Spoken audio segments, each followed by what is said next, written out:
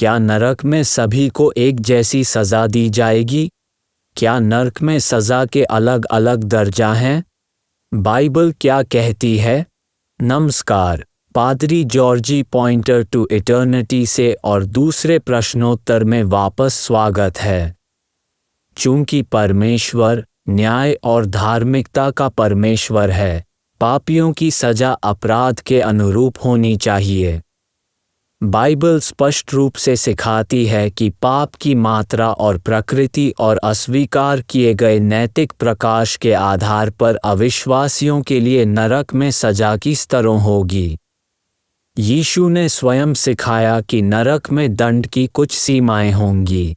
मत्ती अध्याय 10 पद 15 कहता है, मैं तुमसे सच कहता हूँ कि न्याय के दिन उस नगर की दशा से सदोम और अमोरा के देश की दशा अधिक सहने योग्य होगी।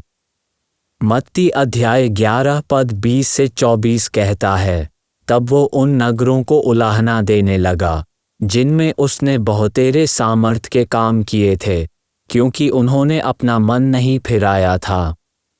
हाय खुराजीन, हाय बैतसैदा, जो सामर्थ के काम तुम में किए गए, यदि वे सूर और सैदा में किए जाते तो टाट ओढ़कर और राख में बैठकर वे कब के मन फिरा लेते।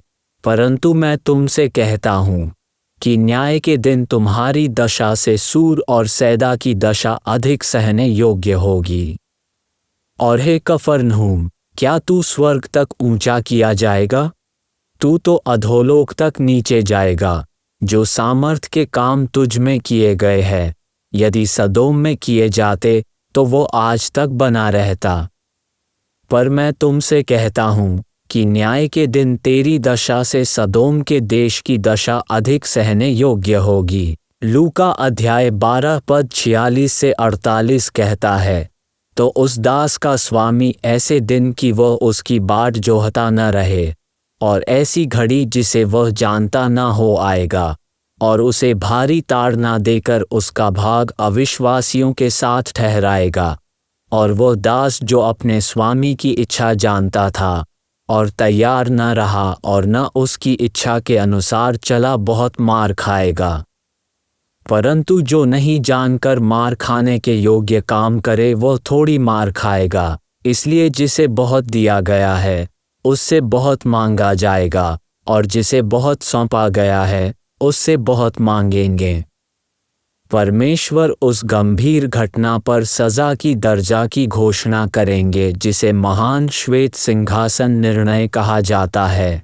ये दृश्य प्रकाशित वाक्य अध्याय 20 पद 11 से 15 में दिखाई देता है। फिर मैंने एक बड़ा श्वेत सिंहासन और उसको जो उस पर बैठा हुआ है देखा, जिसके सामने से पृथ्वी और आकाश भाग गए और उनके लिए जगह न मिली। फिर मैंने छोटे बड़े सब मरे हुओं को सिंहासन के सामने खड़े हुए देखा, और पुस्तकें खोली गई, और फिर एक और पुस्तक खोली गई, और फिर एक और पुस्तक खोली गई, अर्थात जीवन की पुस्तक। और जैसे उन पुस्तकों में लिखा हुआ था, उनके कामों के अनुसार मरे हुओं का न्याय किया गया। और समुद्र ने उन मरे हुओं को जो उसमें थे दे दिया, और मृत्यु और अधोलोक ने उन मरे हुओं को जो उनमें थे दे दिया, और उनमें से हर एक के कामों के अनुसार उनका न्याय किया गया। और मृत्यु और अधोलोक भी आग की झील में डाले गए। यह आग की झील तो दूसरी मृत्यु है। और जिस किसी का नाम जीवन की पुस्तक में लिखा हुआ न मिला, वो आग की झील में डाला गया। महान श्वेत सिंहासन का न्याय केवल अविश्वासियों के लिए है। वे सभी जिन्होंने सभी युगों के परमेश्वर को अस्वीकार कर दिया है, उन्हें परमेश्वर अपने न्याय के न्यायालय के समक्ष उपस्थित होने के लिए बुलाएगा। और उस फैसले का नतीजा क्या है? लेकिन सज़ा की दर्जा अलग अलग होगी। तो यहाँ आप पूछ सकते हैं, उन लोगों के बारे में क्या जो यीशु मसीह से पहले जीवित और मर गए थे? उनके फैसले के बारे में क्या? क्योंकि उन्होंने विश्वास करने के लिए यीशु का सुसमाचार नहीं सुना। और साथ ही एक और सवाल ये होगा कि जो लोग दुनिया के किसी अन्य हिस्से में रहते थे, यीशु के समय से पहले या यीशु के समय के बाद भी, वे बाइबल के परमेश्वर से कैसे जुड़े नहीं हो सकते? उनके बारे में क्या? आप देखिए, रोमियो अध्याय 1 पद 18 से 32 में ये स्पष्ट रूप से कहता है कि उन लोगों का क्या होगा जो सच्चे जीवित परमेश्वर को अस्वीकार करते हैं। विशेषकर पद 18 से 25 को देखते हुए, ये वे लोग हैं जो अधर्म में सत्य को दबा देते हैं। वे सच्चे परमेश्वर को जानने में सक्षम थे, क्योंकि परमेश्वर ने इसे सृष्टि के माध्यम से स्पष्ट किया है। हालांकि वे परमेश्वर को जानते थे, फिर भी उन्होंने जानबूझकर उसे अस्वीकार कर दिया। सच्चे जीवित परमेश्वर की सेवा करने के बजाय उन्होंने मूर्तियां बनाई और उनकी पूजा की।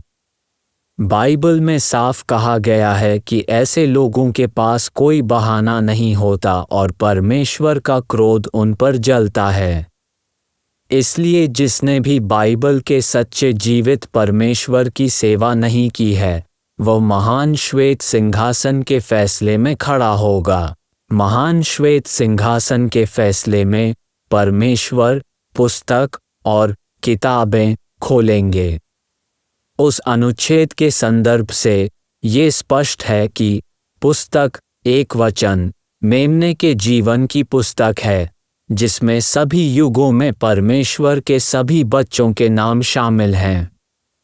महान श्वेत सिंहासन के सामने खड़े लोगों के नाम उस पुस्तक में नहीं मिलेंगे, लेकिन किताबों बहुवचन में खोए हुए लोगों के नाम और कर्म शामिल हैं, जिन्होंने परमेश्वर को अस्वीकार कर दिया, जो प्रकाशित वाक्य अध्याय 20 पद 11 से 12 में पाया जाता है।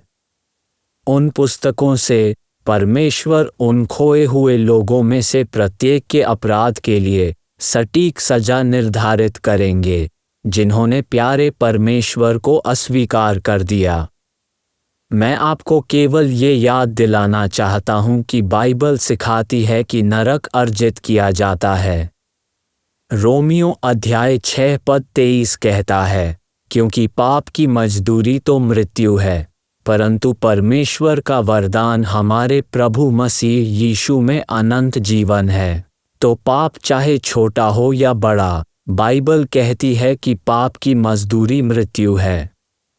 हम सभी नरक में जाने के पात्र हैं, लेकिन स्वर्ग मुफ्त में दिया जाता है, भले ही हमें स्वर्ग में अनंत जीवन का उपहार देने के लिए यीशु के खून की कीमत चुकानी पड़ी। जैसा कि हम अभी पढ़ते हैं, उपहार, जिसका अर्थ है करिश्मा, जो परमेश्वर की कृपा का उपहार है, जो हमारे प्रभु मसीह यीशु के माध्यम से अनंत जीवन है। अगर आपको यह वीडियो फायदेमंद लगा तो इसे दूसरों के साथ भी शेयर करें। परमेश्वर आपका भला करे। यदि आप इस संदेश से धन्य हैं तो लाइक बटन को अवश्य दबाएं और साथ ही अगर आपने अभी तक सब्सक्राइब नहीं किया है तो सब्सक्राइब का बटन दबाकर सब्सक्राइब करें और साथ ही उस बेल नोटिफिकेशन को भी दबा दें ताकि आपको इसी चैनल पर ऐसे ही धन्य संदेश और अपडेट मिलते रहें।